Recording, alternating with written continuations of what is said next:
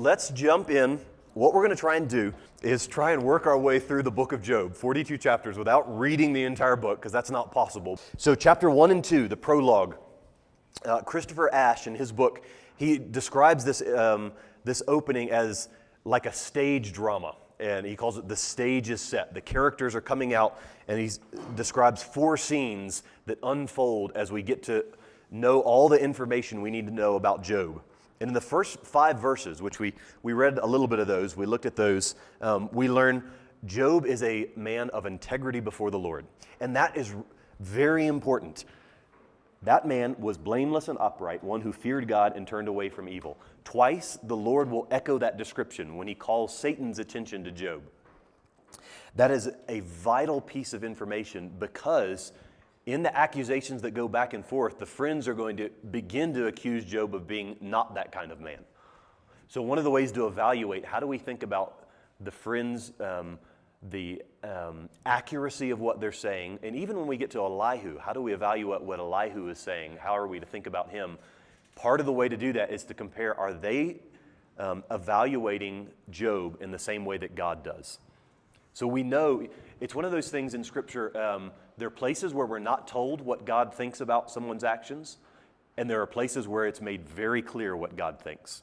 So for instance, in 2 Samuel 11, the end of chapter 11, after the whole sin with Bathsheba, we're not left to wonder, how does God feel about this? Because the last verse of that chapter says, and the thing that David did was evil in the eyes of the Lord. When God gives a clear indication of how he thinks about someone's character, that's a guiding light for us as we think about how to evaluate that person in the book. So this introduction and its affirmation of Job, both from the narrator and from God's own mouth, that Job is a blameless man, is a key thing that we need to keep in mind. Then we introduced to Job's family and his wealth. He is a fabulously wealthy man. By the end of the book, he will be a doubly fabulously wealthy man, remarkably blessed. But that blessing in the beginning is mixed with a man, in verse 5, who is, his wealth has not taken him away from the Lord. His wealth leads him, he considers it a blessing from the Lord, and he maintains his godliness.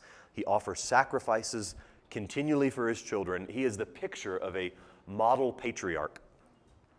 And after that introduction, verse 6, now there was a day when the sons of God came to present themselves before the Lord, and Satan also came among them.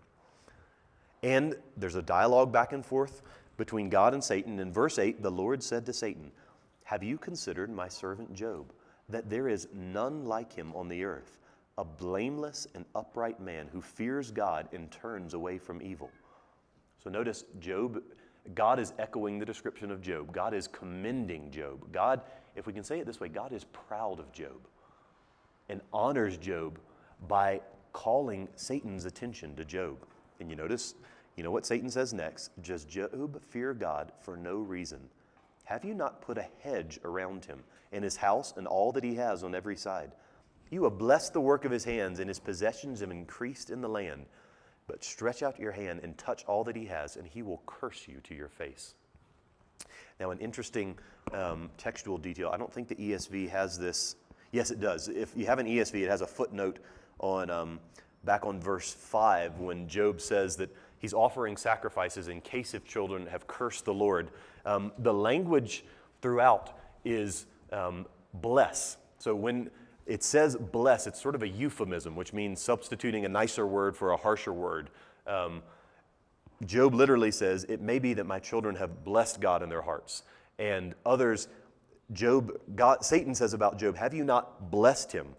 You've blessed him, but he won't keep blessing you if you take away that blessing. So there's a word play on this idea of blessing and cursing. And it's translated as curse because clearly the idea is that Job is only, what Satan is suggesting is that Job only honors you because you've given him good things. He only blesses you because you've blessed him. If you take that away, see what kind of blessing comes out of the mouth of Job. It'll actually be cursing you.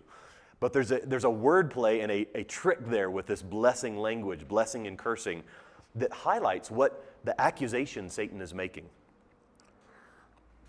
So if you had to summarize it, what do you think, what is Satan accusing and suggesting about Job and then from that, all believers. What does he say is the only reason that God is worthy of worship? We serve God. Here's why people worship you, God, Satan accuses. It's only because you give them good things. You take that away and you're not worthy of worship. They will turn away from you. That question and that accusation is sort of the drama that the whole story turns on. And then, significantly, verse 12, notice this is important for our understanding of Satan. The Lord said to Satan, all that he has is in your hand. Only against him do not stretch out your hand. In other words, God has to give Satan permission, and he is only allowed to go as far as God tells him he may go. And there's no hint in the story that Satan could ever go beyond that. In this surprising and shocking picture of God giving Satan permission, one thing that we cannot think is that Satan has a power against God and can do what God says he can't do. Satan appears in this story as someone who has to do exactly what God commands him and allows him to do. He cannot go any farther, which is a remarkable picture of the sovereignty of God, isn't it? That even Satan, as he is allowed to go do horrible things to Job, he is on a leash, if you will. He's on a rope, and God will not allow him to go farther, and Satan cannot do anything but what God allows him to do. Which sets up some of the struggle of Job for us, isn't it? God allowed Satan to do this to Job. Satan could not have done this if God did not give his permission. And yet, it's not God who strikes Satan, or who strikes Job. It is Satan who strikes Job, yet he does so allowed by God. Just keep that thought in your mind as we go through it, because that's a key part of what we learn from this introduction.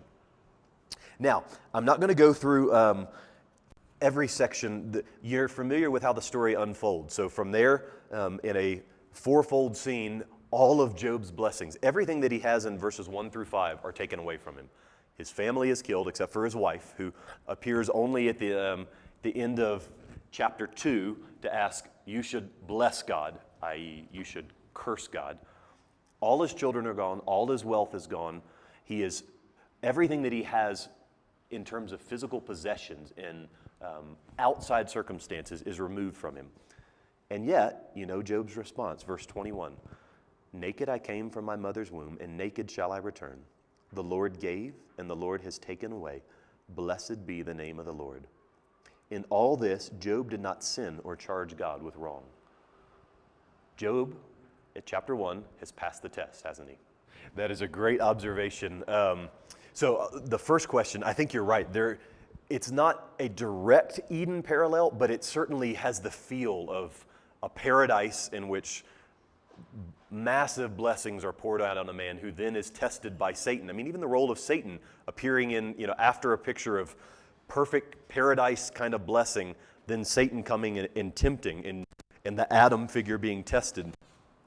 And even though it's not a direct parallel, but even Job's wife appears as something of as a temptress, as someone offering a way to get out of this. She says, just better to die.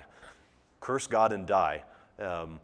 There are definitely parallels. That's part of what we said earlier, too, about the extreme nature of Job's suffering seems to be pointing us to Adam, Job, and Jesus, in some sense, are on a parallel of their experiences they're connected to us, but they're unique in a way that we don't experience this kind of testing and blessing. It seems to be setting it in that kind of parallel with Adam and then setting us up to think about Jesus. Now, for the second question, that is one of the most challenging things about the book of Job. Even one of the articles that you'll have in the reader if you do Job as your final product, the title of the article by Eric Ortland is, How Did Job Speak Rightly About God? Given what he begins to say from chapter 3 on, how is it that the Lord will commend him at the end and say, he has spoken rightly about me? If the book went from chapters 1 and 2 to chapter 41, we could see, okay, yeah, Job he doesn't curse God, he acknowledges it's all from God. But the power of the story is that despite chapter 3 onwards, God still both corrects Job when he appears to him and says, who is this who has spoken without knowledge? And yet then says, Job has spoken rightly about me. That's one of the challenges Let's just leave that as a question hanging over. How can that be? Because of, I think we'll need to see how it unfolds. But when we get to chapter 3, I think we can bring out one of the details from chapter 3 that's significant. So we'll go there in a moment. And just keep that thought. That's exactly the tension that we should feel as we're reading Job. If we just went from chapter 1 and Job's statement in chapter 2 about the Lord, shall we receive good from God and not evil when he speaks to his wife? If we just had that, we'd think, okay, Job's perfect. He responded perfectly, and of course he spoke what was right about God. The challenge comes when all the other words that Job speak that are quite surprising, that God doesn't just strike him down, God actually honors him and says, though he has to be corrected, he is still speaking rightly about me. So let's keep that as a thought. How are we going to put those together? Let's not go over. So you're familiar with what happens in chapter 1. The scene repeats itself, and the language is exactly the same. There was a day when the sons of God came. That language is repeated. It's scene 2, scene 3, the Lord's council chamber again, after Job's land, when everything's taken away. The difference is now Satan has to come up with a new accusation. You begin to see some of the ways Satan's accusation, there's a desperation to what he has to say. Well, of course, you allowed me to take away everything he has, and he didn't curse you, but you've left him healthy. Let's strike him down. If you stretch out your hand and touch his bone and his flesh, and then he'll curse you to your face. And the Lord again says, behold, he is in your hand, only spare his life. And then now Job is afflicted with, we don't know exactly what, sores, and from the sole of his foot to the crown of his head, horrible physical suffering. And significantly, you realize at this point, there's nothing else that can be taken away from Job except his life. And the test ends if Job dies. Because the test is, will a believer worship the Lord for the Lord's sake only and trust the Lord even if he has nothing left?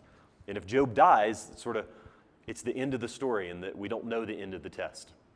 So Job is allowed to live, but he has nothing else that can be taken away. And that's when his wife comes, offers the temptation. And then we have the description of the friends in 11 through 13 of chapter 2. And they come, and for 7 days and 7 nights, they say nothing, which seems an extreme amount of time to sit in complete silence. But the silence is not going to last forever, because after 7 days, we get a lot of words that are about to be spoken. There's quiet, but it doesn't stay quiet forever. So then we get to chapter 3. Chapter 3, Job's lament. And the structure of this, I have that there. Again, I'm not going to go in depth and read these quotes. That's more for your own study later. The structure of Job's lament is basically verses 1 through 10. Job curses the day that he was born. Then verses 11 through 19, he wishes that he had never been born, that he had died at birth or had not experienced death. And then Job raises a question from verses 20 to 26. Why is light given to him who is misery, and life to the bitter in soul, who long for death, but it comes not, and dig for it more than hidden treasures? Why is light given, verse 23, to a man whose way is hidden, whom God has hedged in? That's actually the same word that Satan uses in chapter 1 when he makes the accusation, of course Job blesses you. You've hedged him in and protected him. And now Job says, I am hedged in by God, but I am hedged in with darkness and suffering, and I can't imagine escaping from this circle, this hedging in by God. So notice in chapter 3, this is an important chapter, so we'll spend a little more time here. Let's, would someone read verses 1 through 10 for us? Just read it out loud, and let's talk about what is it Job is saying here. It's challenging poetry, isn't it? Even to understand, it's like one long sentence and trying to get what the imagery means. But if you had to summarize it or say, what are some of the things that stand out? What is Job, he's cursing. What is he cursing? And what does he wish would happen? The day he was born. And what kind of images does he use? What does he wish would happen to that day? That it never existed. Yep. And notice if there's one image that, or kind of imagery that is throughout the section, it's darkness and light, isn't it? He can't imagine anything but darkness. He wishes darkness overtook that day. He can't imagine that there would be any light. That's all he can hope for. But significantly, remember, so chapter 3, verse 1, Job's curse. What has Satan said that Job is going to do? If you take away all that he has and strike his health, what did Satan expect Job to do and accuse Job of being ready to do? Does Job do that? No. What is he cursing? The day he was born. Yeah. So think about this. This is one of the profound things about the book of Job. I think it begins to help us understand how Job is speaking rightly of God. Does this seem a reasonable interpretation of what Job is saying? Let me put it that way. If I cannot live with the favor of God, it's better that I don't live at all. Doesn't that seem to be what Job is wishing? Notice, does he speak a word in there about, I want my blessings back? No. What seems to be the thing, even at this point in chapter 3, what seems to be causing Job the most pain? There'll be a section where he says later that I walked in the friendship of God. What he's saying, one of the profound things about Job is he never once says, God, I want the blessings back. I want to have my wealth. I want to have my family. I want an easy life back. What causes Job deep anguish is the thought, I knew God, and now it appears that God has left. And in a strange way, this lament of Job 3 is a form of worship. Because Job is saying, if I don't live with the favor of God, I don't want to live at all. What's the point of life if I don't know God and know His pleasure and His delight in me? If I can't receive the smile of God upon my life, why should I live at all? You see how that's different than cursing God or saying, give me back my good things. I want them back. Does that make sense? That's a good question. We'll try to work through all of it. Let me give you a short answer now, and then we'll see if it tracks. There is one chapter where Job compares his former life and laments what he has lost. But in totality, what he seems to be doing there is saying, in my former position, I had the ability to bring justice to those who were oppressed. I could show mercy to the widow. I could exercise strength and use my wealth to bring about blessing for the community. And it seems what he's lamenting is less, I had a really good life and I enjoyed it, and more, I was a man of stature who could take care of the community around me, protect those who didn't have someone to protect them. Because he speaks regularly through there about what he used to do for the widow, for the orphan, for those who had no one to defend them. It appears less, I'll say it now and we'll see if this seems consistent when we actually read it and look at that section. It seems like what he's lamenting is not, I had a good life and I wish I had it back, but there was so much good that I could do in the position I had before, and it's all been taken from me, and now I am mocked by people that I wouldn't even use. Their dogs weren't worthy of me before, and now they treat me like scum. And the picture seems to be, I had such ability to be a man of righteousness and integrity who brings blessing to the community around me, and I've lost all that. So less a Job-centered, I want these good things back, and more, I've lost my He appears almost like a king in that. Without using royal language, he appears to be someone who brings the whole community is blessed because of his prosperity. And when it's taken away, the community, the implication is the widow's not defended, the orphan has no one to advocate for them. All this, the world is not right because I am not able to care for the people under me the way I should be. So hold on to that thought. We'll read the text, but I think that's a faithful way of reading what he says there. Yeah, that's a great question. And one of the things, so the reason I highlighted that images of light and darkness are all throughout this section is one of the places that God will correct Job. When God begins to speak, he will speak of creation and speak of the dawning of the light. He will even use that phrase, the eyelids of the morning, and ask Job, were you there when the light began to open its eyes and the the morning stars sang for joy when the sons of God. He reverses all the imagery where Job can't see anything but darkness and gloom and despair. The Lord will, in the first speech especially, it's like he's opening his eyes and saying, Job, you don't see the whole picture. And you're wrong to curse my creation, because even despite your suffering, it is a joyful place. Light does have the last word. Darkness does not have the last word. So those images of light and darkness become one of the ways that God does correct Job and say, no, you're not right to curse the day of your birth. You're not right to assume that because your life is dark, there's no point to creation. That's part of how he corrects him. But I think part of the way that we say Job still speaks rightly about God is because Job is, in all that Job says, he's working from only what Job knows.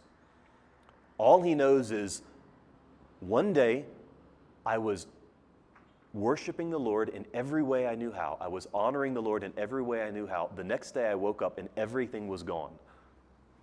All I can conclude is that God is now my enemy. And if God is my enemy, I don't want to live. If God could be this kind of God, one of the phrases that the commentator Christopher Ash will use is say, it's like Job imagines God has turned into a monster. If God is a monster, he's saying, I don't want to live, and there's no point to creation. And he's wrong about what he's imagining about God. But with only what Job knows, his two options seem to be, well, either I find some good apart from God, or because I can't imagine how God could be treating me this way, I think there's no point to life. So it's like in a reverse way, he is honoring the worth of God by saying, if God is not who I thought he was, the good and merciful and righteous God, if that God could change, if that's the world I live in, there's no point in living. Does that make sense? It's a profound thought. It's not that what Job is struggling with, he's not speaking the full picture here. He doesn't have all the information, and as it goes, he'll begin to draw even more wrong conclusions about what's going on in the world. And that's where God will correct him and say, you don't see the whole story. There is much more to the picture than what you can see in the darkness. But the way that Job is right is this. If it were possible to imagine a world in which God could change and become something other than the fullness of who he is, then that world wouldn't be worth living in. Because, think of Psalm language, your steadfast love is better than life. If the steadfast love of the Lord could somehow change and God turn into the monster God, then what's the point of a world at all? So in a weird way, I say weird because it's definitely not the whole story. And because of the way that God specifically picks up those images of light and darkness and over corrects Job and says, darkness does not have the last word. The creation is a joyful place. Even though you wished that there was no morning stars rejoicing, no light on the day of your birth, even on the day of your conception, that's not the way the world is. Creation is bigger and more glorious than you can imagine. But I think the Lord is honoring the way that Job is speaking rightly is, if it were possible for God to change, then what's the point of the world? Because the heart of everything is that God is God, and we get to experience and worship him as God. And if we could wake up tomorrow and God be something other than God, what's sure in the whole world? What's solid and lasting and permanent in the world? You think of the language that God says, I think it's in Malachi, I, the Lord, do not change. Therefore, you, O Jacob, are not consumed. It's as though Job is, with only the information Job has, he's grappling with what does it mean if I live in a world in which God could change? And one day, from one day to the next, without explanation, God could suddenly treat me like an enemy when before God treated me as his friend.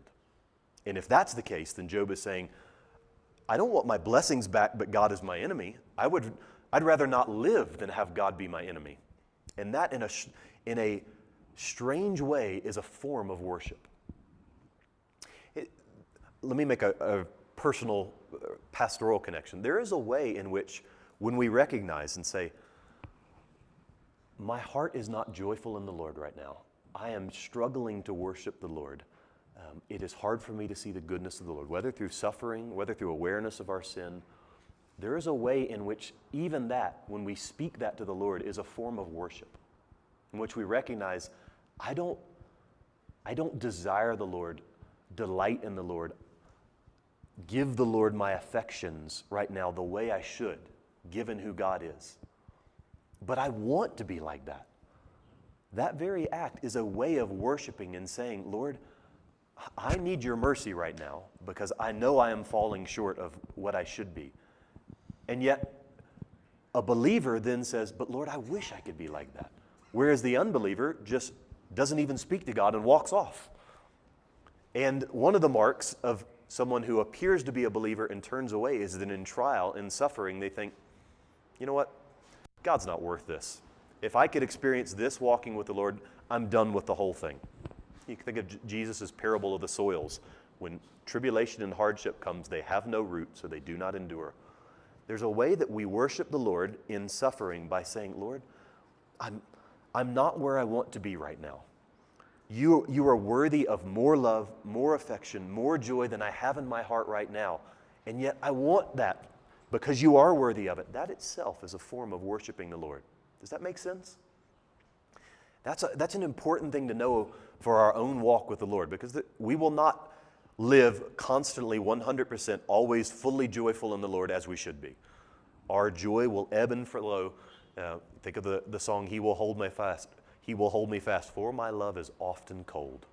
He must hold me fast. And even singing that and acknowledging, Lord, my love is cold now compared to what it should be. It's a form of worship. And Job is going through an extreme form of that kind of lamenting and yet simultaneously honoring the Lord with his words. In this way, Job passes Satan's test in Job 3. Because he's not saying, all I want is the good things of the Lord. I don't care about the Lord. He is saying, the Lord is worthy of my worship. And if God could change, is there a point to life? Is there a point to a creation even existing? Does that make sense? Other questions and thoughts on that? Because what we're seeing here will really set the stage in many ways for the drama and the rest of the dialogue. Job, in one sense, he's at his darkest here, and there's a sense in which he's almost at his best here. He's going to go farther down the road and begin to think, the Lord is my enemy. He is shooting me with his arrows. He is stabbing me with his sword. But this insight that he has here that if God could change, if I don't have the favor of the Lord, then I don't want to live because God is worth more than anything else I can have. That's the heart of Job's integrity before the Lord. So does this make sense? Anything we want to talk about here, we won't spend as much time on every chapter as this because we'll never make it through the book, but this is important for setting the stage for what comes. The turning point of the book, Job's restoration to God, takes place before anything is given back to God, or given back to Job. So if you remember, when we get to the end, Job is still on the ash heap when he says, now my eyes have seen you. What resolves Job's suffering is not the last part of chapter 42 when all the blessings come back. Job does not pronounce his, now my eyes have seen you, now I can worship and repent for what I have said and worship you in dust and ashes. He doesn't say that after his family is restored, he's given new children, after his blessings come back. He says that before. I think that's significant because the whole drama turns on Job wrestling with the Lord himself and not asking, just give me my good things back. But Lord, how do I know your favor? Now there is a mystery that there is a sense that Job is aware of the favor of God because he is blessed. But I think as we'll see, as he speaks to the Lord, I think it goes beyond that. There's something in his soul that his walk before the Lord, that he feels the darkness of the Lord turning away. That's not just, okay, I don't have my good things anymore, so I'm not sure. I feel the wrath of God. It feels like he is pursuing me. He is chasing me. He is striking me down. I think that points to more his personal relationship with the Lord, his sense of the Lord's favor that's detached from his good things. And it would be a very different book if Job's confession came after the good things were given back to him.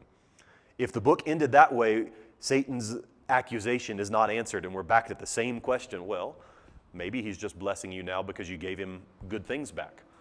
It's massively important that Job repents and acknowledges the Lord's worth and worship on the midst of the ash heap. And then that the Lord says, and now I am going to bless you.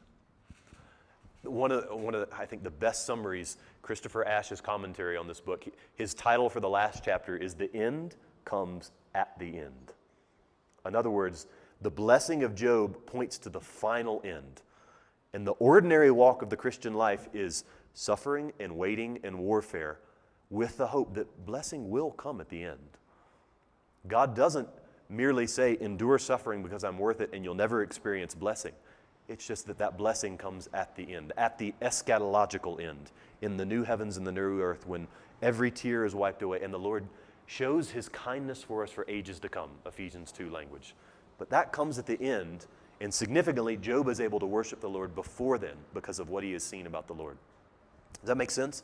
And it's a very important question, because if we say the only way we know the Lord's favor is we have good things, we're back on prosperity gospel territory and we don't have an answer to Satan's accusation. It seems like as Job is going to begin speaking to the Lord, it is his sense of the Lord's pleasure and favor is completely gone, and he is in a dark season in which it feels like the Lord is his enemy. That's partly one man's comment about, they said, in the end, what we know from reading the beginning is that Satan has bombarded Job with images of darkness and despair. He has attacked him with all the flaming darts of the enemy that he can bring about. And yet, there's more to the story than the darkness that Satan is allowing Job to see, and that God is pulling his hand back and allowing Job to experience. And it's that's making Job struggle so greatly. I think it's not fully, our understanding of our assurance before the Lord isn't as clear in the Old Testament context. Job doesn't have a Romans 8 to turn to. And that's part of what makes Job's suffering so profound, and part of why he's grappling with, is there a point to creation at all? All he knows is it has been revealed to him somehow how to live righteous, blameless, and upright before the Lord. And he has done that. And he acknowledges, he will speak of making sacrifices and battling his sin and acknowledging, I'm not righteous in and of myself.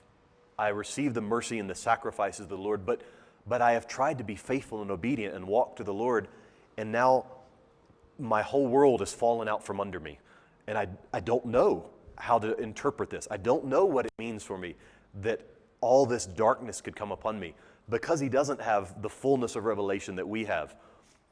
So for us, we don't have to wrestle with the same kinds of questions in exactly the same way without more revelation to guide us. We can turn in a Job-like experience to Romans 8 and even Psalm 44 being quoted in Romans 8 and know that even death itself can't separate us from the love of Christ. But having said that, there will be times when we will feel something like Job. Job is extreme, and the length of his anguish and I have never had affliction like Job brought upon me. I've had suffering, but nothing like my entire family taken away, everything I own taken away, my health completely destroyed. I've never had that. And I don't know anyone else who's had directly that kind of suffering. So Job is extreme. But part of the gift of the book of Job is that there will be times, even with Romans 8 in our Bibles, when we will think, I see nothing but darkness. And it's subjective, and we have to partly counter that by speaking objective truth to ourselves. But we also have the book of Job and the lament psalms that teach us partly how to speak and say, I do see nothing but darkness now. I know there's more, but I can't see it, and Lord, to speak to you about that. That's one of the gifts of a book like Job or the lament psalms or Ecclesiastes, which we'll get to tomorrow, Lord willing. They do give us language to speak when subjectively, even though we have objective truth to anchor us, when subjectively, this is what it feels like for us. And in that's part of the way that Job is a gift for us and a pattern to show us this is what it looks like when we walk through this kind of suffering. I think I assigned this to all of you, not just in the Job final project, but in the course reader. I'm pretty sure that one of the chapters I gave you is the first chapter to Eric Ortland's book on Job, which is about kinds of suffering in the Bible. And one of the points he makes is that we need to be wise in suffering. We need to recognize that there are different kinds of suffering that we experience. And we don't want to misinterpret that. When we suffer because we've done something foolish or sinful, we should repent and turn back to the Lord. The friends aren't completely wrong when they say sometimes suffering comes because you have sinned.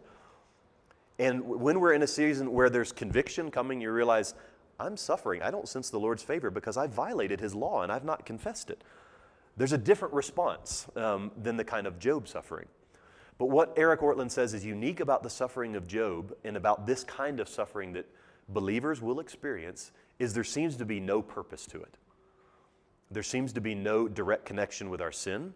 It's not the kind of suffering for preaching the gospel like the apostles experience, and they come out joyful saying, we're glad to be counted worthy to suffer for the Lord. It's not that kind of suffering. It's a darkness and an inexplicable path that you have no understanding.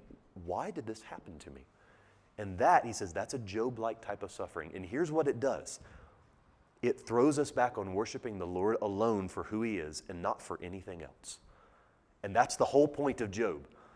Is God worth our worship, our obedience, our trust for nothing else but God himself? That's the challenge Job sets for us. And we will experience stuff, we will go through that kind of suffering at some point and subjectively feel like Job and need to have the language of Job with the full revelation that we have. Now, one of the things, we'll talk about this tomorrow, some scholars they dismiss the book of Proverbs as the book that's, the words they'll often use are naive or simplistic or shallow, that Proverbs just seems to teach, if you honor the Lord, you'll be blessed. Your vats will be filled tenfold, Proverbs 3:10. And then they set that in contrast and say Job is the book that's correcting Proverbs. And I think what we want to say, what we'll talk about tomorrow is, no, Proverbs is more, the picture in Proverbs is more complicated than that.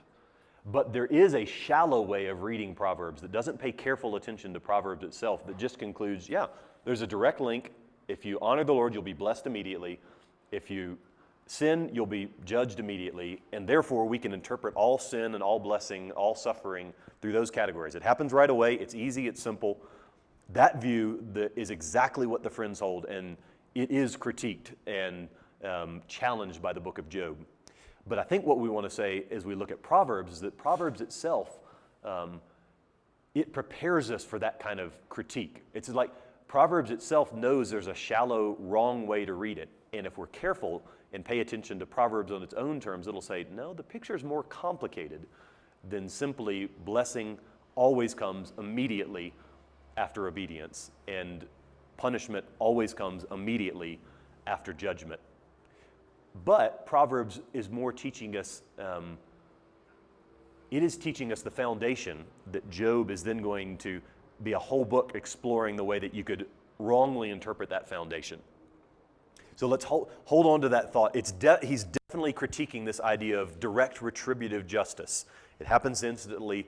There's punishment for sin. There's blessing and reward for obedience. The book, the way it tells its an overall message is critiquing that absolutely. Then tomorrow we'll have to ask the question, does that mean Job and Proverbs are contradicting each other? And we're going to say, no, it's actually that the people who use Proverbs and say it teaches what the Friends say are actually not reading Proverbs carefully enough. Proverbs itself points us to a more complex way of reading Proverbs. But they're absolutely, you've summarized what the Friends believe, and that's the view that God says, corrects and says they have spoken wrongly about me in the end, and they need to repent, and if Job doesn't pray for them and offer for sacrifices for them, I'm going to punish them. So that view couldn't be condemned more strongly in the book of Job. So one of the ways that Proverbs is going to nuance it, Proverbs is going to say it's absolutely clear that yes, there is a link between wisdom and righteousness and blessing and honor. The Lord does honor those who honor him. That's language from Samuel. There is a connection. And in the beginning, it will, as it's teaching us the way of wisdom, it wants us to make absolutely sure, yes, the Lord rewards those who follow him. But then it's going to nuance the picture by saying, you can fear the Lord and have lack. In Proverbs, like a better than proverb that says, better to have the fear of the Lord and lack than a house full of blessing and not have the fear of the Lord. That's the implication of the proverb. So I'm adding direct to say the principle is not wrong. It's only wrong if it's understood as always operating immediately with no delay and with no complexity about, okay, where is the blessing going to come? That's why the statement, the end comes at the end, is so important for Job, because the blessing does come. It's not as though God is unfaithful to his servants. You think of the language that the writer of Hebrews uses when he's commending the recipients of Hebrews for their care for those who are suffering. He says, God is not so unjust as to overlook your love and your good deeds for the saints. The implication being that if God didn't eventually reward and honor those who have given their lives to honor him, it would be unjust of God. But what's different is that the friends seem to think that works directly. And you can interpret what's happening clearly. If you have suffering, it's because you've sinned, and God is directly bringing that judgment on you. And that's why I add that, because Proverbs will say, yes, the principle is not inaccurate, that you and I have to be convinced that if we trust the Lord and honor him, he will make clear our path and he will bless us in the end. But that's not an immediate blessing. There's a time lapse that takes place as we wait for the end of the ages that complicates the picture and makes it harder. We can't say directly like the friends do, Job's suffering, Job clearly sinned. That end of story. Does that answer the question? That's what I'm trying to add in nuance. And you're exactly right to ask the question. That sets us up well to talk about tomorrow, because that's going to shape how we read Proverbs too. There'd be a way of reading Job and Proverbs as saying they are contradicting each other. And our doctrine of Scripture won't allow that, because we don't believe Scripture contradicts itself. But I want to say, as we read Proverbs and pay careful attention to it, Proverbs itself cautions us against that kind of shallow understanding of blessing always happens immediately, suffering and judgment always happens immediately. So we're going to look at that, and then after we've actually looked at Proverbs, Job, and Ecclesiastes, we'll put them all together and say, all right, how do these three all present a unified message rather than being in contradiction and arguing with each other?